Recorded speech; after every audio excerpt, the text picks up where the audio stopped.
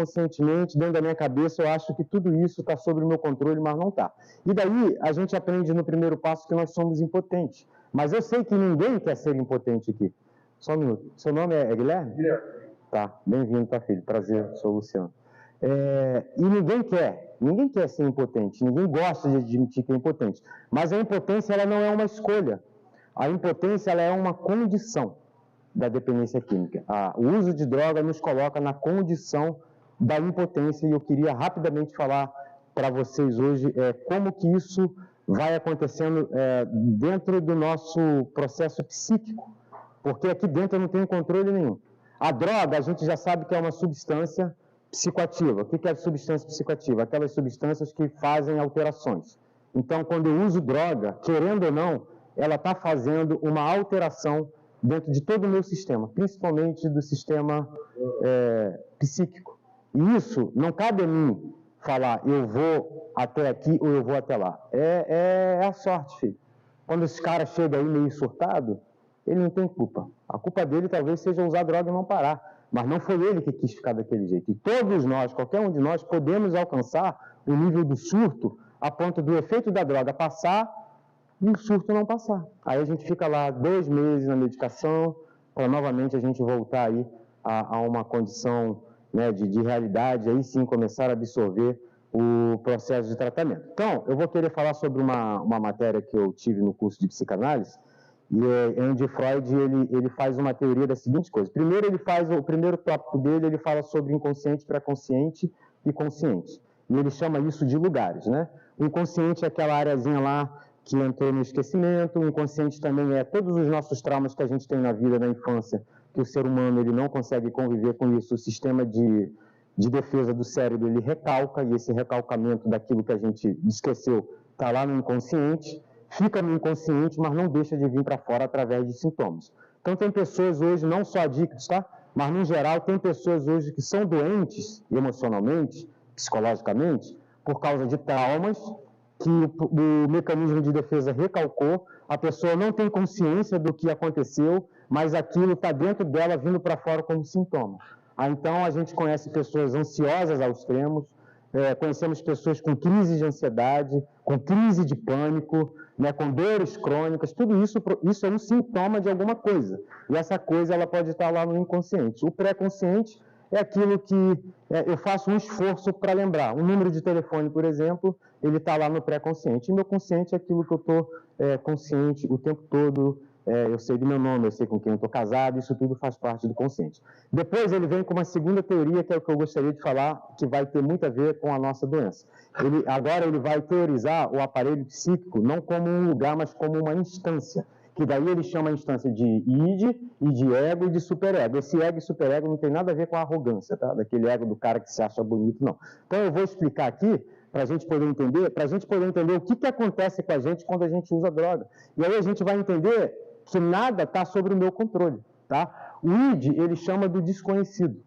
O id é a maior composição do nosso aparelho psíquico. Então, o id, que faz parte do inconsciente, ele é a maior condição que o ser humano tem na sua instância psíquica. O id, ele é puro prazer. Sabe essa vontade que a gente tem de transar? Ele vem dessa força aqui, ó, do id. Sabe aquela vontade que a gente tem de sentir algum prazer? Ele vem daqui. E ele não tem barreira nenhuma. E ele não tem escrúpulo. E ele não tem pudor nenhum. O id, se só existisse isso daqui em mim, eu ia querer voar, eu ia pular de um prédio achando que eu ia voar. Eu não teria nenhum filtro dizendo que se eu pulasse de uma altura muito alta, eu ia cair. Isso aqui, quando eu quisesse transar, ele não tem pudor. Eu ia fazer sexo na rua. Porque o id, ele pede para ser satisfeito, que é o prazer. Daí, o superego. O superego é os valores que eu trago da vida. Aquilo que meu pai ensinou, aquilo que a minha sociedade impõe como certo e errado, ele está tudo aqui, ó. E o ego, ele vai intermediar, porque muitas das vezes o id pede o prazer e o superego, que é o valor que eu trago de casa, a sociedade, né, em questão de preconceito, eles falam que é errado. Aí entra o ego, para dar um meio termo a cada um. O id, ele quer fazer sexo. Eu quero. O superego ele me cobra. E o ego vai dizer assim para mim, ó, você quer, o id quer fazer um sexo, o superego ele tem uma cobrança muito rígida, então o superego ele cobra, o id não faz e daí eu não aguento. O ego é que vai intermediar. Aí o ego vai falar assim para mim, você quer transar? Então você vai para um motel, você vai transar dentro da sua casa, aí eu satisfaço o prazer do id, eu entendo que existe um pudor familiar, social, e o ego vai intermediar. Beleza? Até aqui, tranquilo. O que acontece quando a gente usa droga agora? Todo mundo vai poder falar na parte prática. A gente perde ou não perde os nossos valores que os pais ensinou? A gente perde ou não perde aquilo que é imposto para a gente na sociedade como errado? É errado roubar? A gente rouba. Não todo mundo, eu sei, mas é um exemplo. Roubamos. Pegamos o que não é nosso. Fazemos aquilo que não deveríamos fazer. Tudo isso é porque, no uso de droga, eu anulo o meu superego. Tudo aquilo que eu aprendi na vida, que era para pegar só o que era meu e o que não é meu não era para pegar, a droga faz assim, um X nisso daqui, ó. Aí isso aqui já não funciona mais. Daí eu começo a fazer coisas que eu não deveria, que eu acho que eu tenho certeza que é errado, que eu não gostaria de fazer, mas a droga, por ser uma substância psicoativa e fazer alterações, ela tem o poder de fazer anulação dentro desse conceito, dessa instância minha. Onde o dependente químico, que só está alimentando o id, prazer, prazer, prazer, prazer, prazer, prazer, e o id vai crescendo, crescendo, crescendo, crescendo, chega uma hora que nem o ego consegue orientar, suprir o prazer e suprir aquilo que não se pode. Daí estoura tudo, estoura o superego, estoura o ego, aí eu fico com essa distância aqui, ó, só prazer. É por isso que eu faço merda quando eu uso droga. É por isso que eu roubo a minha mãe. Um exemplo, tá? É por isso que tem gente que rouba a mãe quando usa droga, é por isso que tem gente que xinga a mãe, o pai, quando usa droga, é por isso que tem gente que abandona até o instinto da paternidade, deixa o filho de lado e vai para a rua, usa droga. É por isso que eu já mandei meu pai para aquele lugar, é por isso que eu brigo com o meu tio, é por isso que ninguém da minha família perde, porque eu não estou interessado mais nas coisas sociais, culturais da minha vida. Isso aqui é que está me dominando, e quando isso aqui domina, irmão, não tem o que fazer. O id é puro prazer, ele vai pedir o tempo todo. Se não tiver alguém, uma instância para intermediar isso, para satisfazer o meu prazer de uma maneira em que eu não vou fazer algo em que eu vou ser prejudicado ou prejudicar outras pessoas, se o ego não existir em mim, acabou o pudor. Eu não vou ter pudor. Por isso que o dependente químico que chega lá naquele estágio que a gente chama de estágio final, que vai para a rua, o cara fica sentado numa calçada fumando pedra na rua. Sem pudor nenhum, ele só tem isso daqui, ele só quer satisfazer o prazer dele. Ele fuma pedra em qualquer lugar que ele quiser, ele já perdeu o pudor, ele está na rua, e não só os moradores de rua. Eu sei que tem gente dependente químico que quando vai para o uso de droga também perdem a noção, perdem o pudor e ficam usando droga o tempo todo, em qualquer lugar, já não tem mais vergonha de alguém. Tem gente que usa droga na frente da família e acha que a família tem que aceitar esse tipo de coisa. Tem gente que usa droga dentro do próprio quarto, morando na casa do pai e da mãe, e acha que isso é normal. Não é. Isso só acontece quando isso e isso aqui, ó, for anulado, irmão. Quando eu uso droga na frente da minha mãe e do meu pai, é porque eu já cheguei no estágio final. Eu já não tenho mais pudor nenhum e eu perdi todo o controle da minha vida. Porque tem gente que acha, um grande auto-engano, que perder o controle é ficar igual aquele cara de lá, morador de rua, que perdeu todo o controle da vida dele. Mas não, eu trabalho, eu ganho meu dinheiro, tenho uma casa para morar, tenho isso, tenho aquilo, e acha que perdeu o controle é isso. Não, perder o controle é sobre isso que a gente está conversando hoje. Não ter pudor. E isso acaba até com o nosso instinto.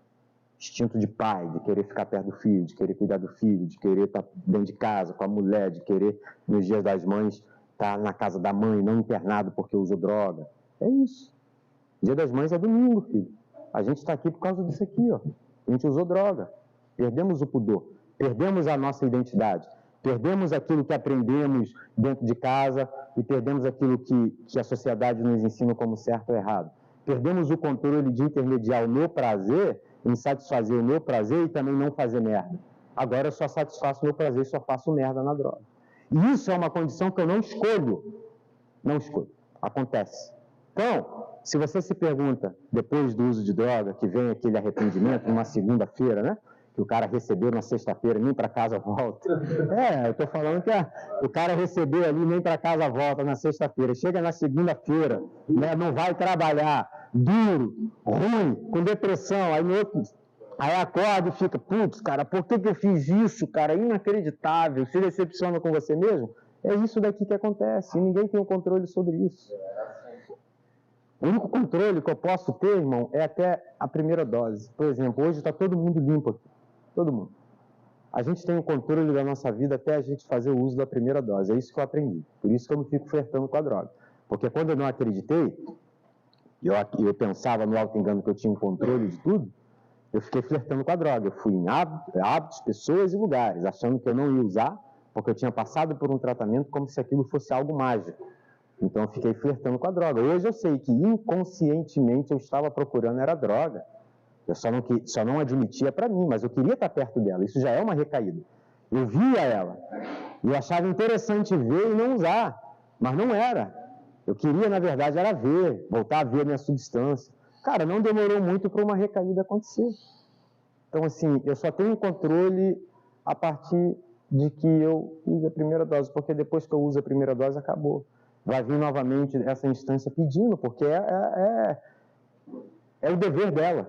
Entende? Então, isso daqui compõe o nosso aparelho psíquico. E a droga, gente, a droga, aquilo que a gente usa lá fora, que a gente acha muitas das vezes que não tem problema, que a gente acha que os nossos pais são careta de ficar falando, não faz isso, não faz aquilo, aquela maconhazinha que não tem nada a ver, aquela cervejinha que não tem problema nenhum. É isso daí que acontece dentro da gente. Aí daqui a pouco está o cara indo para a rua, fazendo besteira, sendo preso sem ter a natureza criminosa, porque eu conheço diversas pessoas que já foram presas sem ter a natureza criminosa, que se não fosse a droga não teria nenhum BO, nenhuma passagem. Mas a droga, por ter esse poder de alteração, de quebrar os meus princípios, os meus valores, até aquilo que a minha cultura preserva, e o meu controle entre exercer aquilo que todo ser humano precisa, que é o prazer. Ninguém vive sem prazer, tá? É por isso que se a gente não encontrar uma referência de prazer na vida, a gente sempre vai usar droga. Porque o prazer, a dopamina, ela faz parte da nossa vida. Então, quando eu não encontro, estou fazendo um tratamento, estou aqui, fico 90 dias, fico 180, fico 30, fico 45, não importa. Eu saio daquele portãozinho azul para fora, ou mesmo aqui dentro, eu já não consigo entender que estar em casa é um prazer, trabalhar e levar o dinheiro para sustentar a minha casa é um prazer, cuidar do meu filho é um prazer, estar casado é um prazer. Dar uma corrida é um prazer, jogar um futebol é prazer, malhar é um prazer. Se eu não entender que eu tenho que procurar um prazer natural para eu viver a minha vida, e eu não encontrando esse prazer natural, quando eu, ser humano, pedir prazer, porque vai pedir, qual que vai ser a minha referência de prazer? A droga. O álcool, a maconha, o pó, o crack, o loló, o tiner, a bala, o ácido.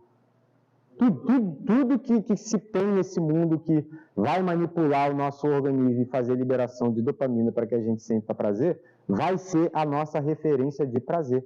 Então, eu estou falando isso hoje para a gente entender que a gente está falando de uma coisa da qual a gente não tem controle nenhum. E estou falando isso para que a gente entenda de que a nossa doença ela é grave, progressiva, porque quando eu usei a primeira vez eu ainda tinha isso, e ainda tinha isso. Eu ainda conseguia, no primeiro dia que eu usei, eu peguei 2 buchas, eu usei uma, porque no dia seguinte eu ia trabalhar. A segunda eu não usei, fui trabalhar e usei no outro dia, no final do dia, depois do trabalho.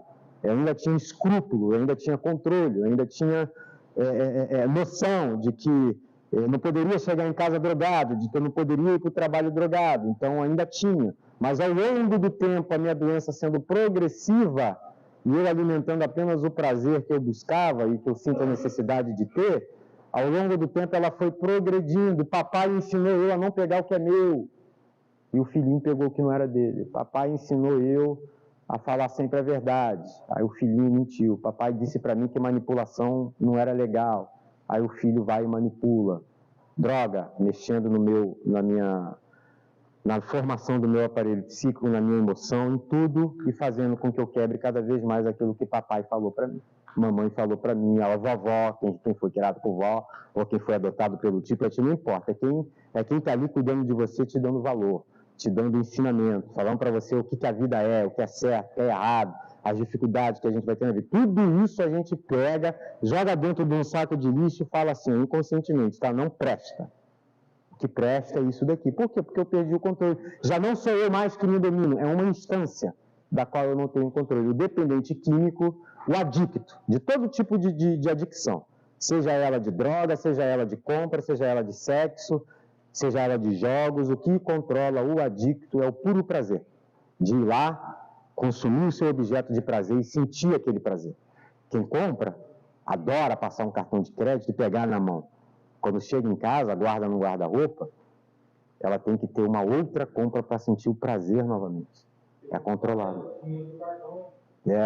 Então, o que eu quero dizer hoje, já vou terminar, é que ninguém que está aqui, ninguém, daqui para lá, de lá para cá, ninguém consegue ter o controle da droga. Ninguém. Porque a gente está falando de um processo que existe dentro da gente, da qual eu não alcanço. Eu não consigo entrar lá e mexer. É isso daqui que acontece com a gente. É por isso que agora a gente começa a saber o porquê que a gente faz. O porquê que a gente vai até o final. Por que o dependente químico não tem limite? Porque não tem escrúpulo. Não tem filtro. O cara vai até o final, vai roubar da avó. É o botijão da casa da avó, a única coisa que o adicto tem para pegar? Vai pegar. Vai pegar. É o dinheiro do pai na carteira? Porra, nunca fiz isso, mas vai fazer a primeira vez. Tem gente aqui que nunca fez. Tem uma grande maioria, talvez, que não fez. Mas vai fazer se continuar usando droga. Porque eu também não fazia. E criticava quem fazia. Falava, pô, como é que o cara faz isso? E comecei a fazer coisas das quais eu critiquei em outro adicto. Por quê? Porque eu não sabia que eu era doente, não sabia que era uma doença, estava no auto-engano durante 16 anos achando que eu tinha o controle. É quando o negócio estreitou que obrigatoriamente eu precisei parar e não consegui. Eu não consegui ficar nem 24 horas sem a droga. E daí eu entrei em desespero, porque eu comecei a procurar recurso. E eu não achei recurso. O que papai e mamãe falou para mim não mexia mais comigo. O filtro que eu tinha, porra, isso aqui se eu fizer, mano, vai prejudicar geral. Não vou fazer. Eu já não tinha mais. Então é por isso que o dependente químico, ele não tem um limite. E é uma doença progressiva. Se você que está me ouvindo não fez, se você continuar no uso da droga, você tende a fazer. Pode até demorar, porque pode ser que você tenha recursos para não pegar de alguém. Pode ser que você tenha uma situação financeira que te propõe a usar droga durante um tempo, te causando prejuízo do mesmo jeito, mas que não haja a necessidade de você ter dinheiro, pegar dinheiro de alguém ou pegar alguma coisa para você satisfazer o seu prazer e o seu vício. Mas um dia você vai chegar lá se você continuar. Por isso que a doença do ainda não cheguei lá. Então, é por isso que existe essa tal recuperação, que vai fazer com que eu decida parar de usar droga, e com a desintoxicação do meu organismo, a sanidade vai voltando. Segundo passo.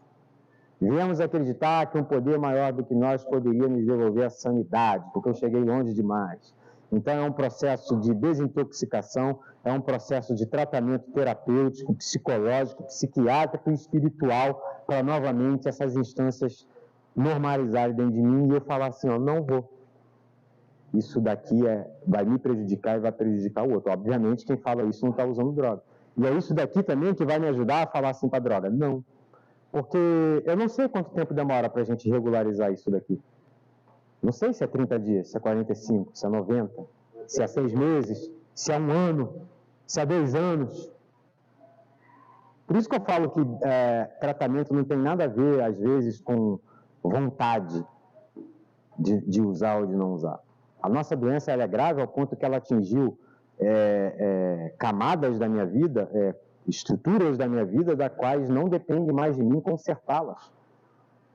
Por isso que eu sei hoje, estou dizendo para vocês que a nossa doença ela é mortal, ela mata, ela é perigosa, ela mata a gente, ela mata a família e ela vai acabando com tudo pela frente.